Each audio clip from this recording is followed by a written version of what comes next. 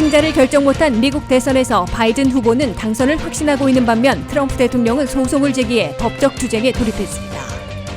트럼프 대통령 측이 제기하고 있는 선거 소송이 잇따라 기각되고 있어 법적 투쟁에 발목을 잡히고 있습니다. 미국 내 코로나 바이러스 새 감염자들이 끝내 10만 명을 넘어서 사상 최고치를 기록했습니다. 지난주 미실업수당 청구 건수가 75만 1000건으로 지속적인 회복을 이어갔으나 회복 속도는 느린 것으로 나타났습니다. 미 연방준비제도가 코로나 사태로 채택한 제로금리를 또다시 유지하는 결정을 내렸습니다. 시청자 여러분 안녕하십니까? 워싱턴 뉴스 투데이입니다. 선거 당일 승자를 결정하지 못한 미국 대선에서 조셉 바이든 민주당 대통령 후보는 당선을 확신하며 정권 인수 준비에 착수한 반면 도널드 트럼프 대통령은 소송을 제기해 연방 대법원으로 끌고 가는 법적 투쟁에 돌입했는데요. 아직 승자를 정하지 못하고 있는 펜실베니아, 조지아, 노스캐롤라이나, 애리조나, 네바다 등 5곳의 개표가 계속 진행되면서 하루 이틀 사이에 펜실베니아 승자가 결정될 것으로 보여 바이든 후보의 당선이 확정될지 트럼프 대통령의 역전 기회가 남을지 막판 기로에 서 있습니다. 한면태 기자의 보도입니다. 2020 미국의 선택과 결정의 날에 신속하게 차기 백악관 주인을 결정하지 못함에 따라 불안과 혼란 상황이 지속되고 있으나 하루 이틀 사이에 펜실베니아 승자가 발표될 것으로 예고돼 막판 갈림길을 막고 있습니다. 조셉 바이든 민주당 대통령 후보는 제46대 미국 대통령에 당선된 것을 확신하며 미국민들에게 갈라진 미국의 상처 치유와 단합을 호소했습니다. Now, every vote must be counted. No one's going to take our democracy away from us. I'm confident we'll emerge victorious. 이에 맞서 도널드 트럼프 대통령은 경합지들에서 선거 부정이 있었다는 여러 가지 말들이 나오고 있다면서 소송을 제기해 연방 대법원까지 끌고 가는 법적 투쟁을 예고했습니다. This is a major fraud in our nation. So we'll be going to the U.S. Supreme Court. We want all voting to stop. 이에 따라 2020 미국 대선의 투표가 끝나고 개표도 거의 완료된 지금도 당선을 확신하고 정권 인수 준비에 착수한 바이든 후보 측과 세계주의 소송을 제기하고 연방 대법원에서 법적 투쟁하려는 트럼프 대통령 측이 정면 대치하고 있습니다. 현재 확보한 선거인 단수를 보면 바이든 후보가 253명, 트럼프 대통령은 214명으로 대통령 당선에 필요한 매직 넘버 270명에는 도달하지 못하고 있습니다. 바이든 후보는 미시간 16명, 위스콘신 10명에서 승리하고 당초 애리조나 11명까지 차지하며 264명을 확보해 단 6명 남은 것으로 계산됐다가 애리조나가 경합지로 재분류되며 253명으로 재조정돼 17명으로 늘어났습니다. 아직 승자가 결정되지 않은 6개 지역은 트럼프 대통령이 앞서고 있는 펜실베니아, 조지아, 노스캐롤라이나, 알래스카 등 4곳과 바이든 후보가 이기고 있는 애리조나, 네바다 등입니다. 특히 최대 표바신 펜실베니아 승자가 5일 밤이나 6일 발표될 것으로 예고돼 막판 기로에 선 것으로 간주되고 있습니다. 펜실베니아에서는 현재 90% 개표한 결과 트럼프 대통령이 15만 표 앞서고 있으나 남은 50만 표가 필라델피아 민주당 우세 지역이어서 바이든 후보가 역전승을 거둘 것으로 자신하고 있습니다. 바이든 후보는 펜실베니아까지 차지할 경우 273명을 확보해 당선이 확정되는 것은 물론이고 트럼프 대통령도 더 이상 싸우거나 버틸 수 없게 될 것으로 지적되고 있습니다. 다만 트럼프 대통령이 15만 표 차이로 앞서고 있는 펜실베니아 20명, 승리를 확신했다가 18,000표 차이로 좁혀진 조지아 16명, 8만 표 차이로 이기고 있는 노스캐롤라이나 15명을 모두 지키면 여전히 역전 기회를 노릴 수 있게 됩니다. 트럼프 측은 90% 미만의 개표율을 보이는 네바다에서 12,000표 차이로 뒤지고 있어 역전 기회가 있으며 애리조나에서도 6만 8천 표 뒤지지만 공화당 지역의 표들이 아직 개표되지 않아 역전극을 포기하지 않고 있습니다. 또 펜실베니아를 이기고 2만 표 뒤진 위스콘신의 재검표에서 뒤집으면 극적인 역전극을 펼칠 수도 있습니다. WKTV 뉴스 한면택입니다. 도널드 트럼프 대통령 측이 제기하고 있는 선거 소송이 잇따라 기각되고 있어 법적 투쟁에서 출발부터 발목을 잡히고 있는데요. 트럼프 측은 미시간과 조지아주에서 일시 개표 중단을 요청했다가 판사들에 의해 잇따라 직접적인 증거가 없다며 일축당했고 펜실베니아에서도 부분 허용을 받는 데 그쳤습니다. 도널드 트럼프 대통령 측은 개표 과정에서 부정 의혹과 우편 투표의 문제 등을 제기하며 4개 주의 소송을 제기하고 연방 대법원까지 끌고 가는 법적 투쟁에 돌입했으나 출발부터 제동이 걸리고 있습니다. 트럼프 캠프는 펜실베니아, 조지아, 미시건 그리고 최근에는 네바다까지 4개 주에서 소송을 제기하고 문제를 해결할 때까지 개표를 일시 중단토록 명령해 줄 것을 사법부에 요청했습니다. 그러나 미시건과 조지아주에서 판사들이 잇따라 트럼프 측 요청을 직접적인 증거가 없다며 거부했습니다. 미시건 항소법원의 신시아 스티븐스 판사는 트럼프 측이 참관인들의 개표 과정 감시를 주장하고 일시 개표 중단을 요구했으나 직접적인 증거가 없다며 일축하고 개표를 계속하도록 명령했습니다. 조지아주에서도 트럼프 측의 주장에 직접적인 증거가 없다는 이유로 일시 개표 중단 요청을 기각했습니다. 이로써 미시간과 조지아주는 개표를 지속해 곧 완료할 수 있을 것으로 보입니다. 펜실베니아에서는 트럼프 측 참관인들이 개표 과정을 지켜볼 수 있도록 허용했으나 6피트 거리 두기를 해야 한다고 못 박아 실질적인 감시는 어려운 것으로 지적되고 있습니다.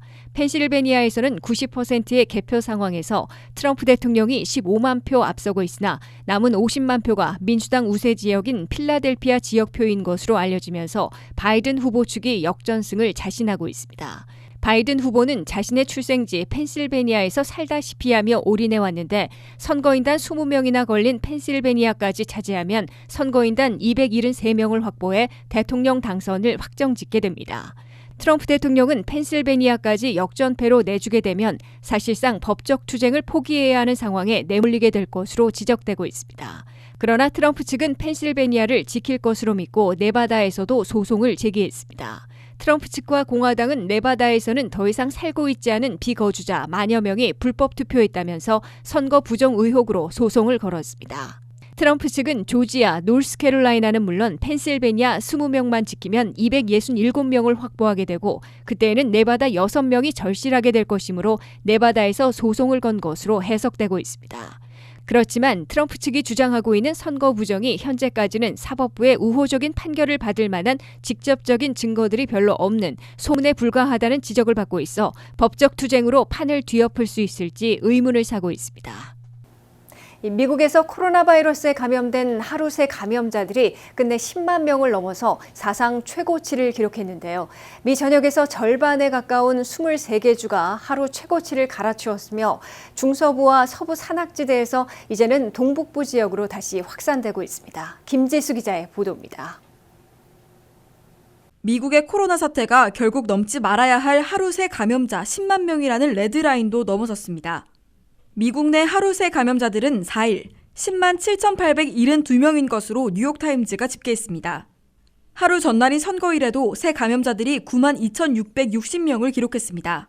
이는 7월 말의 최고치였던 7만 8,000명을 훌쩍 뛰어넘은 겁니다. 미 전염병 연구의 대가인 앤서니 파우치 국립전염병 연구소장은 하루 감염자들이 4만 2천 명이었던 지난 6월에 올 하반기 10만 명을 넘을 것이라고 강력 경고한 바 있습니다.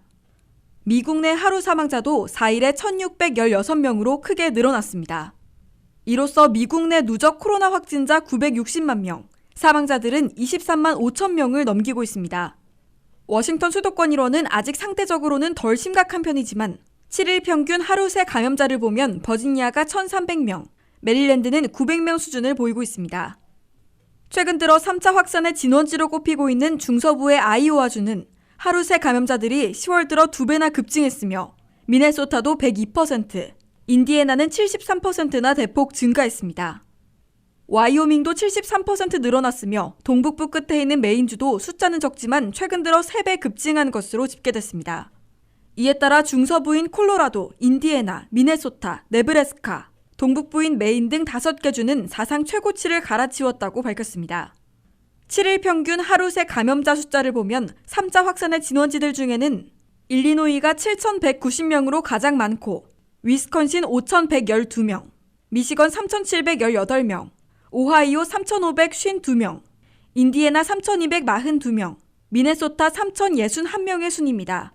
2차 확산의 진원지들이었던 남부의 텍사스는 7,510명, 플로리다는 4,385명, 조지아는 2,141명이며 서부의 캘리포니아는 4,563명을 기록하고 있습니다. 미국 내 코로나 사망자들도 지난 2주간 21%나 증가했습니다. 미국 내에선 현재 중증 발병으로 입원해 치료받고 있는 환자들이 5만 명을 넘고 있는데 이는 10월 초에 비해 무려 64%나 급증한 것으로 일부 지역에서는 병의원 치료시설 부족으로 초비상이 걸리고 있습니다. WKTV 뉴스 김지수입니다. 미 전역에서 지난주 새로 실업수당을 청구한 건수가 75만 1,000건으로 소폭 하락해 지속적인 회복을 이어갔으나 회복 속도는 느린 것으로 나타났습니다. 실업수당을 실제로 받고 있는 실직자들은 주별 레귤러 수당의 경우 730만 명, 연방 차원 특별수당 1,420만 명을 포함해 2,150만 명으로 집계돼 아직도 심각한 실업 사태에 빠져 있는 것으로 지적되고 있습니다. 박남주 기자가 보도합니다. 코로나 사태에 따른 미국의 실직 사태가 매주 회복되고는 있으나 속도는 너무 느린 것으로 확인되고 있습니다. 미 전역에서 지난주 새로 실업수당을 청구한 건수는 75만 1,000건으로 연방노동부가 집계했습니다. 이는 전주에 75만 8천 건에서 7천 건 줄어든 데 그친 것입니다. 이로써 신규 실업수당 청구 건수는 10월 들어 3주 연속 75만 건 안팎을 기록했습니다. 한 주간 신규 실업수당 청구 건수 75만 1,000건은 코로나 사태에 따른 셧다운으로 대량 해고가 이루어져 3월 말 690만 건으로 최고치를 기록했던 것에 비하면 10분의 1 수준으로 급감한 것이지만 코로나 사태 이전 최악인 1982년 69만 5천 건보다는 아직도 높은 것입니다. 이와 함께 실업수당을 받고 있는 실직자들은 실업보험으로 지급되는 주별 정기 실업수당의 경우 730만 명으로 집계됐습니다. 이는 전주보다 53만 8천 명이나 줄어든 것입니다. 하지만 실업수당 수령자들이 감소하고 있는 이유 중 하나는 연방 차원의 특별 실업수당이 끊어지고 있어 그 숫자가 줄어들기 때문인 것으로 나타났습니다. 실제로 모든 실업수당을 현재 받고 있는 실직자들은 주별 정기 730만 명과 연방 특별 실업수당 1,420만 명을 합해 2,150만 명이나 있는 것으로 집계되고 있습니다. 이는 전주에 비해 115만 명 줄어든 것입니다.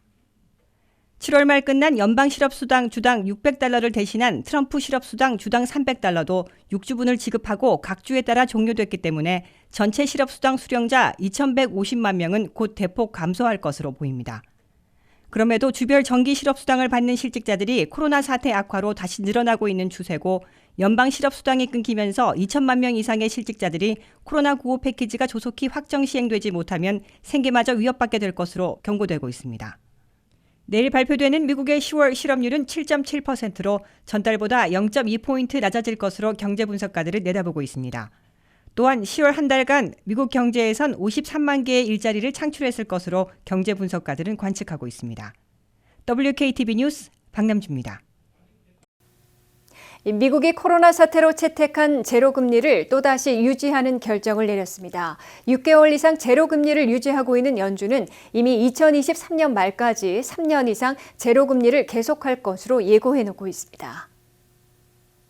미국 중앙은행인 연방준비제도가 또다시 제로금리를 유지했습니다. 연준은 이틀 동안의 공개시장위원회 FOMC 정례회의를 마친 후 기준금리를 현재 0% 내지 0.25%에서 동결한다고 발표했습니다. 연준은 코로나 사태 초기인 지난 3월 중순 전격적인 1%포인트 금리 인하를 단행한 후 제로금리를 채택하고 그 후 5번째에 열린 FOMC 회의에서도 6개월 이상 유지시킨 것입니다.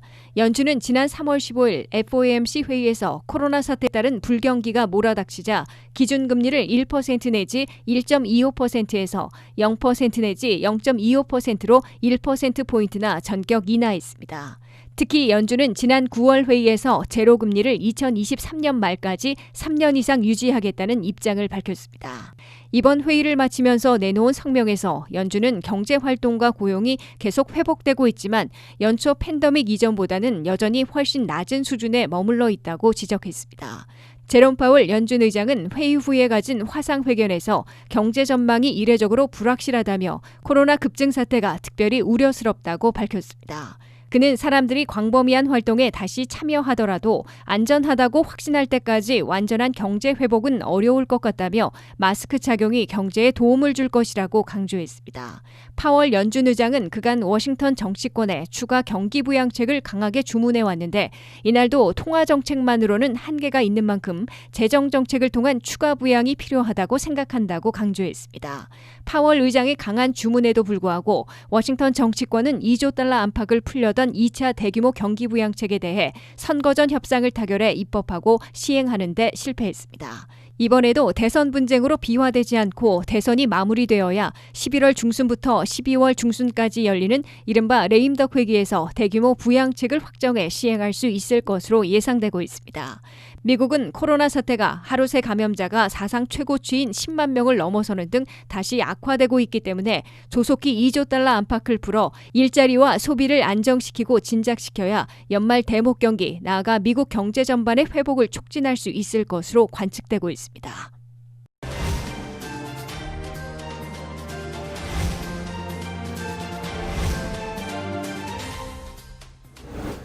코로나로 문을 닫았던 비즈니스가 재개됐지만 아직도 많은 가정과 비즈니스가 경제적 어려움을 겪고 있습니다. 타격받은 비즈니스와 가게 경제를 지키려고 버티다가 포기해야 하는지 고민하고 계신 분들이 많다고 하는데요. 그래서 오늘은 크리스티나 신 변호사님을 모시고 감당할 수 없는 빚으로 문을 닫을 수밖에 없고 포기할 수밖에 없는 최악의 상황에 어떤 해결책들이 있는지 조언을 들어보도록 하겠습니다. 네, 변호사님 안녕하세요. 네, 안녕하세요. 네, 요새는 경제 활동이 재개돼서 한인분들도 다시 비즈니스를 오픈하시고 운영을 해가고 계시는데 예전 같지 않아서 많이 힘들어하신다고 들었어요. 네. 코로나 이전에도 슬로우했던 비즈니스는 요새는 더 많이 힘들어졌다고 하는데 요새도 비즈니스 운영을 해야 될지 말아야 될지 고민하고 계신 분들 많이 문의가 오고 계시죠? 어떤가요? 네, 그럼요. 네. 지금 한인들이 비즈니스를 하시면서 다양한 비즈니스들이 우리 한인분들이 하시는 게 많은데 다 많이 힘들어 하세요. 근데 이제 캐리아웃 같은 경우에는 조금 덜한데 데일리 오피스를 중점으로 해서 이제 비즈니스 하시는 분들은 좀 힘들어 하시고 그 다음에 이제 레스토랑도 마찬가지로 캐리아웃 아닌 이상 드라이 클리닝 힘들어 하시고 리커 스토어는 그래도 괜찮으세요. 이제 리커 스토어 같은 경우는 리스를 리뉴를 하시는데 이제 그럴 때 이제 지금 연락이 오시고 있고요. 네. 이 한인분들은 파산하면은 재개가 어렵고 회생이 어렵고 또 인생 끝이다 이렇게 생각하셔가지고 마지막까지 버티다가 파산을 결정하시게 되는데 미국에서의 그 파산 개념은 좀 다르죠? 네. 내가 채권자들로서부터 내가 이제 힘들어서 보호를 받기 위해서 하는 게 미국에서는 파산이에요. 그렇기 때문에 내가 만약에 이제 쫓기고 있다, 빚에 쫓기고 있고 이제 가니시먼이 있다.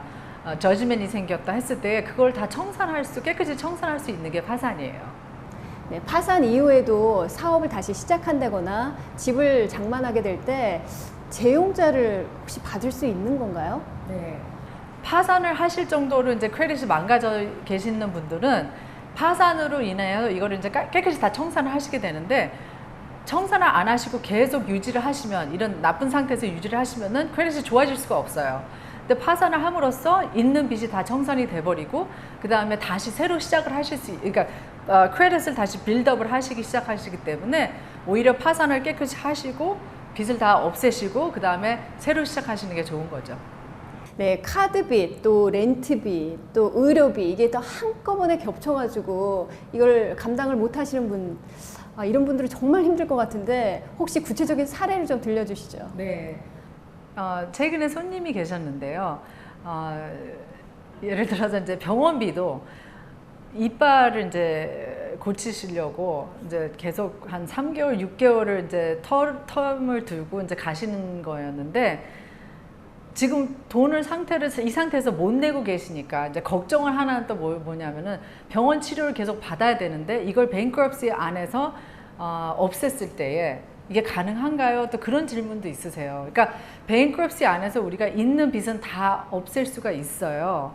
그렇지만 치료는 내가 오늘까지의 빚은 다 없어지는데 오늘 뱅크럽시 하고 나서 그 다음 날부터 또 치료를 시작하시면은 그 금액에 대해서는 또 뱅크럽시가 커버가 안 돼요. 네. 그래서 크레딧 카드 빚이던 렌트 빚이던 리스던 HOA도 마찬가지예요. 내가 집을 살고 집을 이제 놓고 버리고 나오는데 오늘까지 HOA 빚은 갚아야 돼요.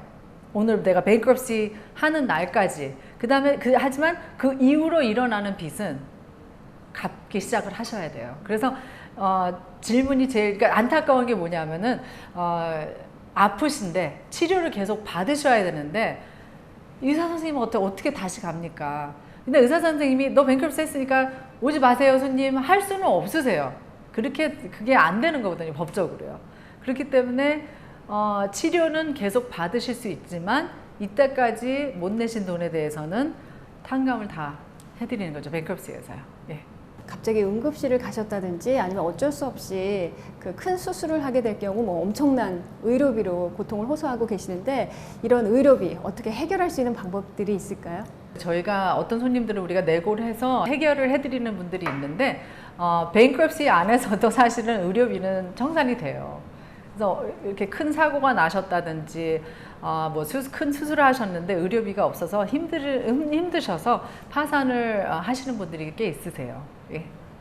네, 파산을 악용했다가 재산까지 뺏기는 경우가 있다고 하는데 구체적인 사례를 좀 들려주시죠.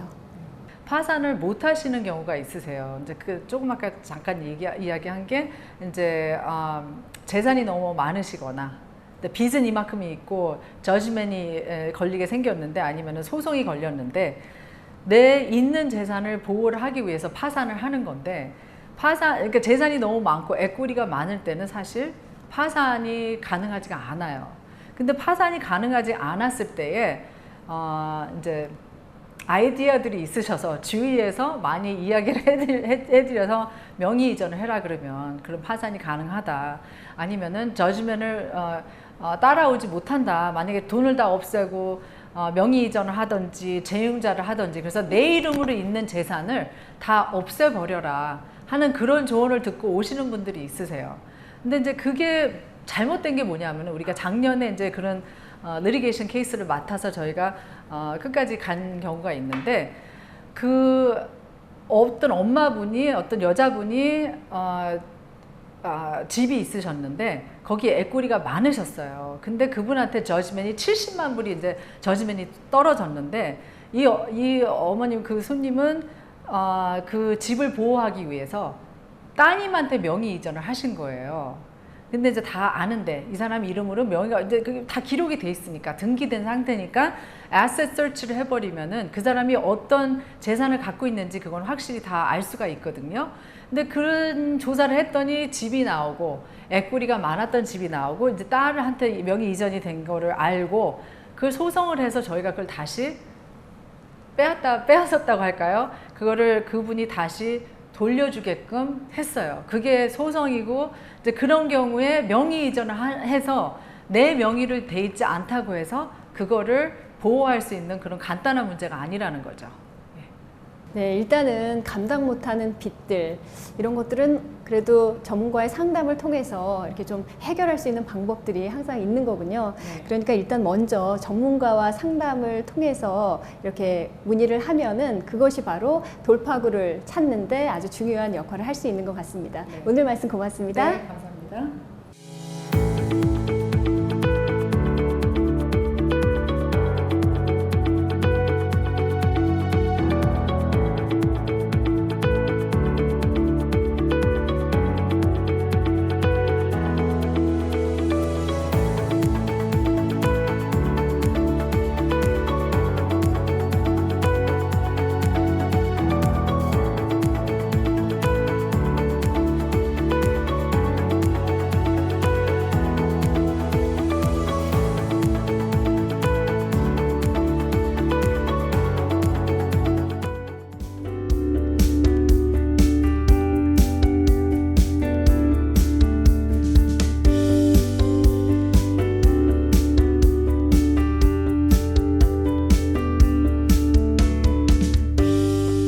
이상으로 워싱턴 뉴스투데이를 마치겠습니다. 시청해주신 여러분 고맙습니다.